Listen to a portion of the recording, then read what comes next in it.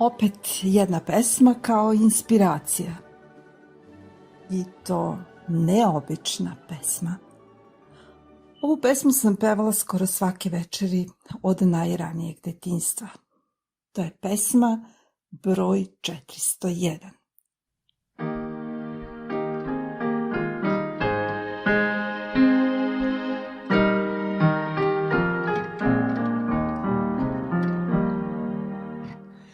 Umoran sam ide, leći da odpočine. Dođi, oče, u moj dom, di nad mojom posteljom. To je jedna od nekoliko pesama namenjenih večernjem bogosluženju. Možda nije najlepša, ali je svakako najlakša za pamćenje, a često kada smo zaista umorni od napornog dana i najprikladnija pesma pred odlazak na spavanje. Sećam se još moje babe Cukrove, Vjekoslave, kako je na samo njoj svojstven način izvodila ovu pesmu. Na moje pitanje zašto peva umorna sam i idem leći da odpočinem, kad u pesmarici stoji umoran sam i idem leći da odpočinem, ona bi mi sasvim jednostavno i spontano odgovorila: pa ja sam žensko i moram pevati u ženskom rodu. Znaš, nastavila je, kad ja to pevam, ja zapravo pričam sa mojim Gospodom i molim ga da mi da odmor i miran san.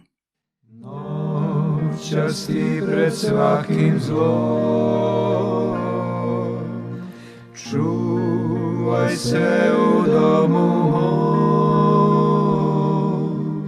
velike i male sve, čuvaj noćas Isuse. I mnoge druge dogodovštine iz mog života su vezane za ovu više hiljada puta do sada otpevanu pesmu. Jednostavne reči ove pesme otkrivaju brojna važna životna pitanja. Kao prvo, da li uopšte praktikujemo večernju molitvu? Kao drugo, da li pevamo tokom večernjeg bogosluženja? Zatim, da li smo stvarno umorni od napornog rada ili smo možda protraćili dan? Zatim, možda i najvažnije, da li posle otpevane pesme zaista odlazimo na spavanje ili naša večernja, odnosno noćna aktivnost, tek tada počinje? Da li počinje gledanje omiljene serije ili filma ili započinje višesatni čat sa prijateljima i poznanicima? Možda kreću ozbiljni telefonski razgovori, možda kreće rad u trećoj smeni ili možda tek tada izlazimo u grad. U nastavku prve strofe se kaže: dođi, oče, u moj dom, bdi nad mojom posteljom.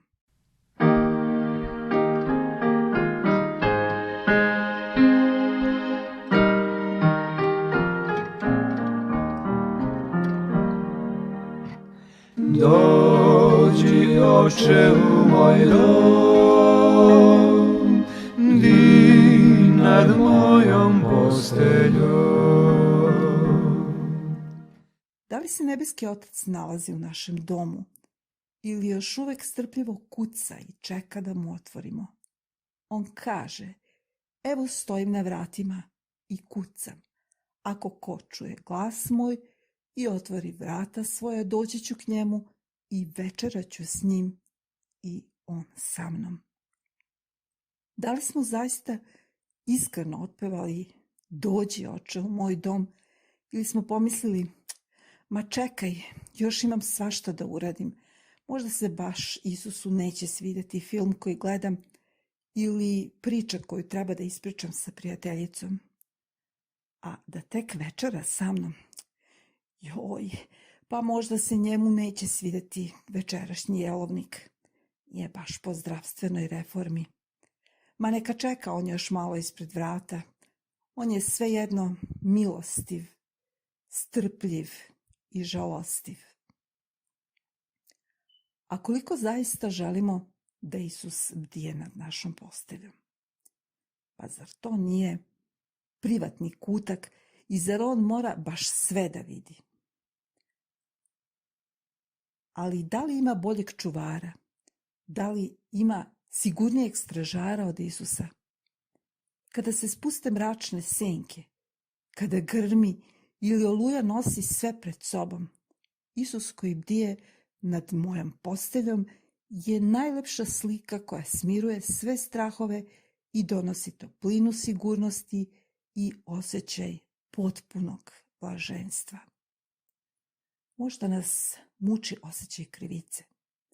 Možda nam neki nerazjašnjeni računi izlaze na i san nam ne dolazi na oči i pored popijenog lorazepama, misara ili nekih drugih umirujućih sredstava. Koliko je iskrenosti i predanosti sažeto u samo 2 kratke rečenice. Ne računaj mi u zlo, što sam danas skrivio. Oprosti grehe sve i očisti mi srce. Na takvu molitvu Bog rado odgovara, brže nego i na jednu drugu molitvu. Ja sam sebe radi brišem prestupe tvoje i bacam ih u dubinu mora.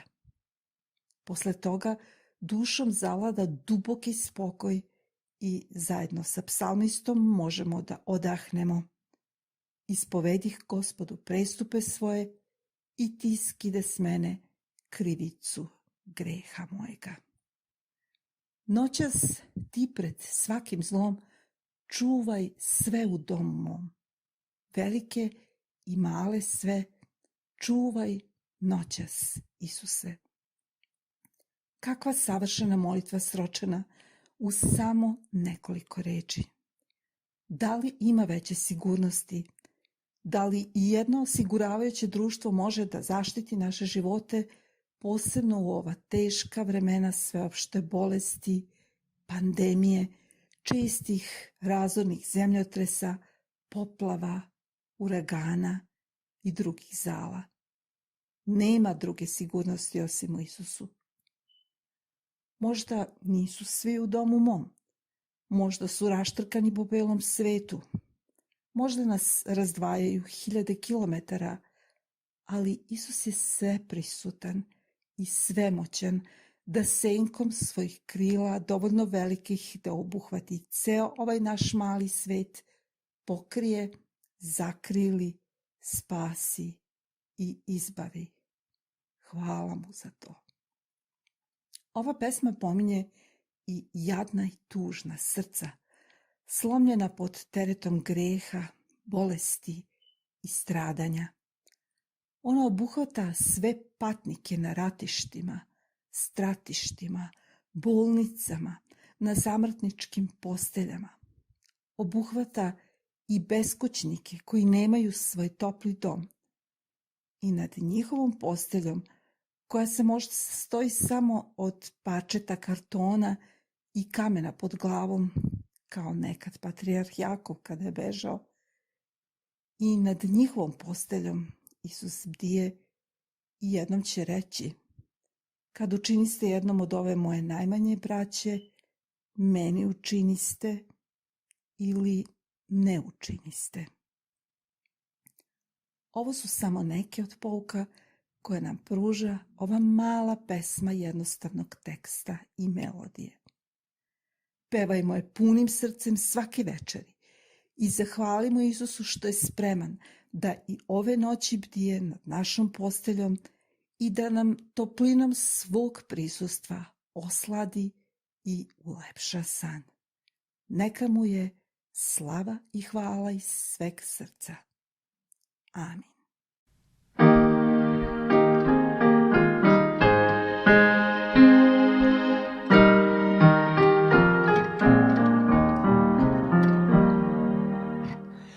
Umoran sam idem, da odpočine. Dođi, Oče, u moj dom, di nad mojom posteljom. Ne računaj mi u zlo, što sam danas krivio. Oprosti grehe sve i očisti mi srce. Noćas ti pred svakim zlom, čuvaj se u domu mom, velike i male sve, čuvaj noćas, Isuse. Tužnom srcu odmor daj, bolove mu olakšaj, svima ti osladi san, da te hvale svaki dan.